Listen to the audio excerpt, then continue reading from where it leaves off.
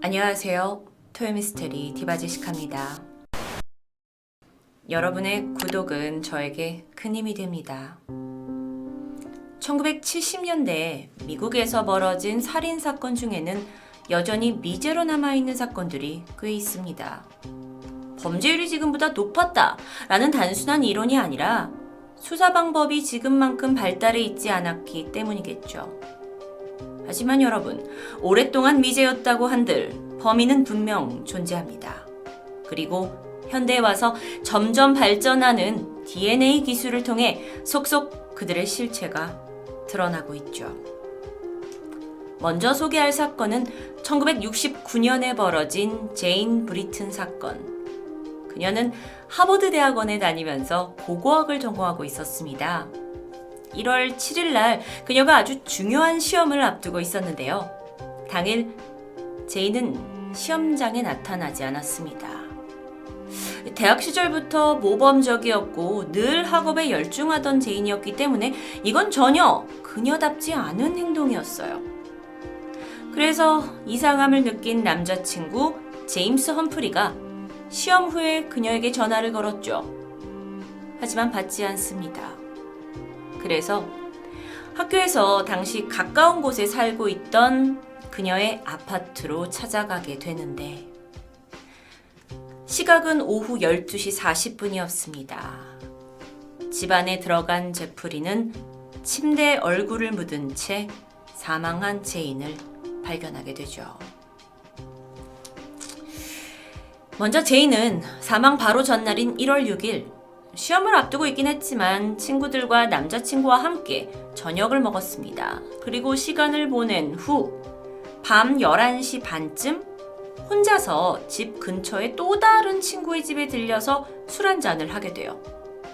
실제 부검 결과 그녀의 위에서 알코올이 검출되었습니다. 그런데 혈액에서는 알코올에 대해 음성 반응이에요. 이건 뭘 의미하냐면 그녀가 친구 집에서 11시 반에 술을 먹고 얼마 되지 않아 집에 왔고 집에 와서 바로 공격을 받았다는 것을 의미합니다. 부검 결과 사인은 두개골이 깨질 만큼 아주 강한 충격에 의한 것이었어요. 그리고 안타깝게도 성폭행의 흔적도 발견됩니다. 문제는 그 외에 아파트에서 누군가 이제 침입을 했고 그렇다면 그 범인이 남긴 증거가 있어야 될 텐데 이게 별다른 게 없었다는 거예요. 그 이유가 있습니다. 범인이 살해 후에 붉은색의 이런 황토가루를 여기저기 뿌려서 흔적을 지웠기 때문인데요. 그렇다면 이건 우발적인 사건이 아닌 치밀하게 계획된 범죄로 볼 수 있었습니다. 그나마 이 같은 아파트에 살던 사람들에 따르면 지난밤에 왜 그 외국에 보면 건물 밖에 사진처럼 화재시에 내려오라고 비상용 철 사다리가 있잖아요. 영화에서 아마 보셨을 텐데요. 이 철 사다리가 덜컹거리는 소리를 들었다고 합니다. 이게 굉장히 특이했는데 평소에는 그걸 아무도 위험하기도 하고 응급 상황이 아니면 사용하지 않는다입니다. 그래서 경찰은 어쩌면 범인이 제인의 아파트에 침입을 하는데 위급용 철 사다리를 이용했을 것으로 추정하게 되죠. 그녀의 집을 미리 알고 진행된 계획범죄라고 다시 생각이 됩니다. 자, 그렇다면 이건 평소에 안면이 있는 사람이 저지른 범행일 수도 있습니다. 그래서 그녀 주변을 살폈죠. 하지만 문제가 있어요. 그녀는 그냥 모범생 학생입니다. 그녀를 살해할 만큼 원한을 가진 사람이 전혀 없어요. 당시에 이 사건은 언론에 크게 보도되었습니다. 하지만 결국 미제 사건으로 남게 되죠. 그렇게 미국 내 과거 범죄 기록으로만 묻혀있게 됩니다. 하지만 그러던 2017년 당시 제인 사망 사건에서 DNA가 복원이 되었고요. 이에 대해 재조사가 시작되었습니다. 그리고 그 결과 유력한 용의자인 마이클 썸터가 지목됩니다. 그렇다면 드디어 범인을 찾은 걸까요? 근데 안타까운 상황이 생겨요. 그는 2001년 54세의 나이로 이미 사망해버렸죠. 범인 마이클 같은 경우에는요, 제인을 살해하게 된 지 6년 만인 1975년에 또 다른 성폭행 사건을 일으켰고요. 이걸로 감옥에 들어갔고 얼마 정도 수감을 하다가 출소를 했는데, 그리고 얼마 지나지 않아 암으로 사망한 사실이 밝혀집니다. 이 사건은 무려 48년 만에 범인이 밝혀졌는데, 이런 상황 때문에 도대체 제인을 왜 죽였는지, 그 범행 동기도 또 사실 여부도 사실상 확인이 불가능했다고 해요. 무엇보다도 범인에게 죗값을 물을 수도 없었습니다. 그나마 이 사건 해결로 인해 마이클의 DNA가 경찰 데이터로 넘어가게 되고요. 이후에 이 마이클이 또 다른 2건의 살인 사건에서 발견된 DNA와 일치한다는 결과가 밝혀졌죠. 분명 의미 있는 수사였습니다. 하지만 경찰은 진범이 사망해버린 데에 아쉬움을 감추지 못했는데요. 하지만 이제부터 소개할 해결된 미제 사건은 수십 년간 끈질기게 범인을 추적해온 경찰에게 유종의 미를 거두게 하는, 보람을 느끼게 하는 사건으로 기억될 예정입니다. 때는 1973년 21살의 레슬리 펠로브는 막 스탠포드를 졸업한 학생이었습니다. 그리고 그녀는 도서관에서 일을 하고 있었죠. 평소에도 성적이 아주 우수한 모범생이었고요. 알바를 하면서 동시에 이제 아이비리그인 펜실베니아 법대 대학원을 준비 중이었습니다. 그러던 2월 13일, 여느 때처럼 도서관에서 일을 마친 후 오후 3시 30분 그녀는 퇴근합니다. 자신의 차를 타고 집으로 향했겠죠? 하지만 이후 자취를 감췄는데요. 생각해보세요. 1970년대입니다. 핸드폰도 없고 CCTV도 없는 상황이었기 때문에 그녀가 연락이 안 되면 어디로 사라져 버렸는지 당최 추적할 수가 없었어요. 그렇게 시간이 흘러 다음 날이 되었습니다. 지역 경찰이 우연히 인적이 드문 산 근처에서 빨간색 쉐보레 차량이 버려져 있는 것을 발견했죠. 차 주인을 수색해보니 다름 아닌 21살의 레슬리였습니다. 그리고 그녀는 어제 이후 실종 상태였고요. 경찰은 납치, 살인 여러 가지 이제 극적인 상황들을 예상해 놓고 조사에 나서게 됐는데요. 그로부터 3일 뒤인 2월 16일, 스탠포드 대학에서 서쪽으로 좀 떨어진 지역의 한 오크나무 아래에서 그녀의 시신이 발견됩니다. 너무도 끔찍한 모습이었는데, 일단 목졸림으로 인한 사망이었고요. 성폭행의 흔적과 함께 그녀의 속바지가 입에 물린 상태였습니다. 정말 평온한 대학가에서 벌어진 끔찍한 살인사건. 경찰은 13일, 그러니까 도서관을 그녀가 떠나면서부터 어디를 들렸는지 누구를 만났는지 수사를 시작했지만, 아까도 말씀드렸다시피 당신 결코 쉽지 않았죠. 지금처럼 첨단 수사가 있는 것도 아니고 개인 통신도 없고 카메라도 없었기 때문입니다. 그러면 이제 다음 방법은 이전 제인처럼 주변 인물 중에서 원한을 품은 사람을 찾아야 할 텐데, 워낙 앞선 케이스와 비슷하게 성실하게 학업에 매진했던 레슬리였기 때문에 없어요. 수사는 미궁에 빠졌죠. 도대체 누가 그녀를 왜 죽였을까? 시간은 무색하게 흘렀습니다. 45년이 흘렀죠. 이젠 범죄 수사에 과학이 접목되고 범죄 심리학, 법의학 등 과거와 상황이 많이 달라졌는데요. 이때 미제 사건 파일을 뒤지던 한 형사가 2018년에 그 45년 전 레슬리 사망 사건에서 범인의 것으로 추정되는 DNA를 검출할 수 있는 증거를 연구기관에 보냅니다. 그런데 문제가 있었어요. 100% 일치하는 사람의 데이터가 없는 겁니다. 다만 기관에서는 이런저런 방법으로 유사한 데이터를 가진 사람을 찾게 됐고, 경찰은 이에 혹시 그의 친척 중에, 그러니까 유전자가 동일한 친 사람들 중에 혹시 스탠포드 대학 근처에 거주했던 인물이 있었는지를 조사하던 중 한 사람에게 집중합니다.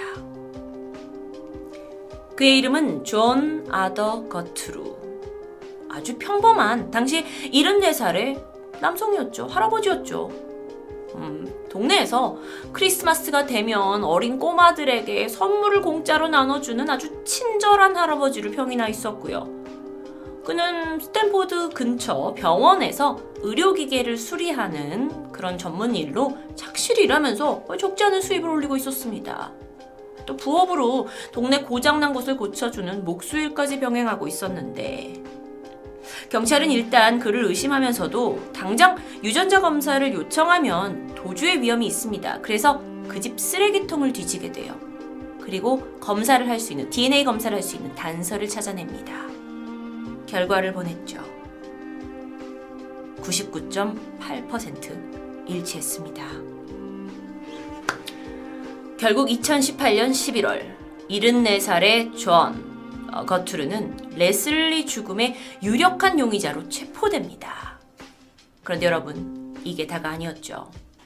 사실 지난 1973년에 레슬리 살인사건의 충격이 채 가시지도 않았던 이 평화로운 스탠포드 대학 캠퍼스 주변에서 또 다른 사건이 있었습니다. 그건 레슬리가 죽은 지 약 13개월 만인 1974년 3월 24일이었는데요.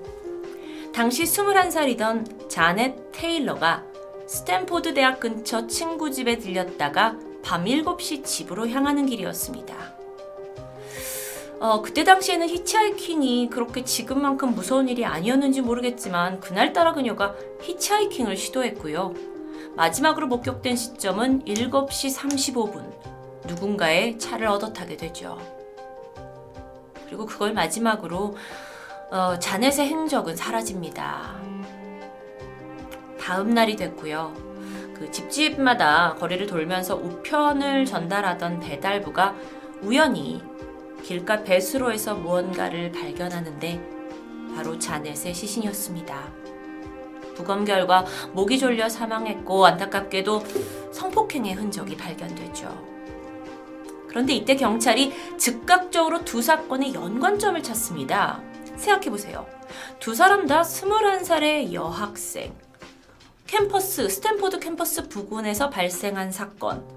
또 이 시신이 발견된 곳이 1년 전에 사망한 레슬리가 발견된 곳과 불과 1마일밖에 떨어지지 않은 가까운 곳이었다고 합니다. 성폭행의 흔적 그리고 목졸림, 그러니까 교살이라는 살인 방식도 두 사건의 연관점을 듣기에 충분했죠. 이건 한 사람에 의해, 한 연쇄 살인범에 의해 벌어졌다는 것을 추정할 수 있었습니다. 사실 자넷의 아버지는요, 스탠포드 대학의 미식축구팀 코치로 일하고 있었는데 이 사건이 단번에 지역사회에 알려지게 되죠.